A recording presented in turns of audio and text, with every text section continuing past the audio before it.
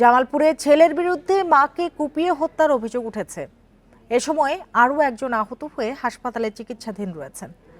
Bundle থাকলে প্রতি সেনমানিতে টাকা বাঁচবে। বিকাশ সেনমানি বান্ডেল কিনে জিতুন প্রতি লেনদেনে। সকালে শহরের চন্দ্রা ঘুন্টি এলাকায় এই ঘটনা ঘটে।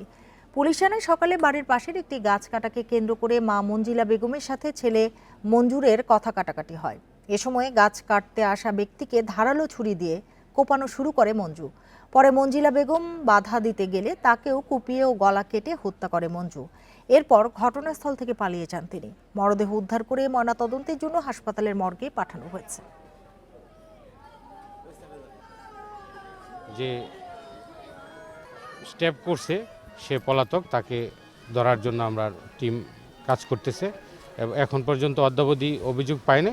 অভিযোগ পেলে আইনগত ব্যবস্থা গ্রহণ করা হবে।